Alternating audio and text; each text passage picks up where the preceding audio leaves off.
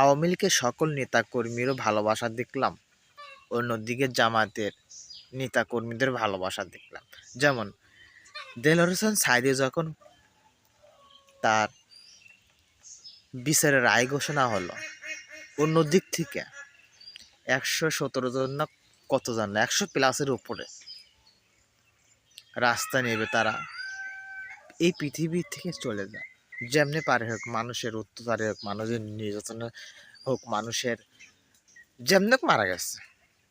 এবং যেদিন দেলোয়ার হোসেন সাঈদী সাহেবের রায় ঘোষণা হলো, ওই দিন ঢাকা শহরের প্রত্যেকটা অলি গলি সেক্টরি, চিপা গলি, আন্ডা গলি, বান্ডা গলি, ঠিক আছে, যতগুলো গলি ছিল সবগুলো গলি কিন্তু ব্লক হয়ে গেছিল।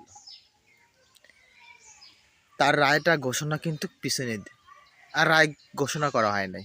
অন্যদিকে আওয়ামী লীগকে যখন শেখ হাসিনা যখন রায় ঘোষণা হলো, একদিক থেকে 32 নম্বর ইট খুলে, অন্য দিক থেকে রায় ঘোষণা হয় প্রকাশ্যে। কিন্তু একজন দেখলাম না যে আওয়ামী লীগের নেতা এই পৃথিবী থেকে চলে গেল, পৃথিবী মা ত্যাগ করে চলে গেল। না, আমি আফসোস করতেছি না, আমি বলতেছি উদাহরণস্বরূপ কিছু কথা বলতেছি আর কি। একজন নেতার জন্য মানুষ জীবন দেয়, আর একজন নেতার জন্য মানুষ ঘর থেকে পলাতক হয়ে থাকে। আর একজন কেউ মিষ্টি খায়, আর একজন কেউ চোখ দিয়ে পানি বাড়ি করে, শুধু নেতার ভালোবাসা, নেতার কারণে। কিন্তু যদি একটা মানুষের জীবনে যদি চরিত্রবান আদর্শবান যদি নেতা থাকে, তার জন্য এই পৃথিবীতে ভালো কাজ করার কোনো ব্যাপার না।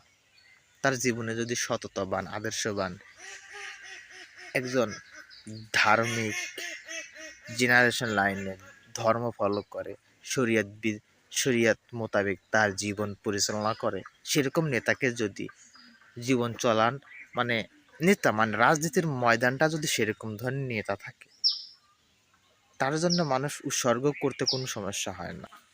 যদি মনের মতো যদি নেতা হয়, বেশি নেতার প্রয়োজন হয় না, অল্প নেতাই জীবন সুন্দর হয়ে যায়। কেউ ভালোবাসা দেয় নেতার জন্য, কেউ ভালোবাসা নেয় নেতার জন্য, কেউ জীবন দেয় নেতার জন্য, কেউ জীবনকে কম্বলের ভিতর লুকিয়ে রাখে নেতার জন্য, তাই না? এটাই তো দেখলাম। আসলে মানুষ কি বলবো, জীবন চলার পথে কোনো না কোনো একটা দিক বেছে নেয়।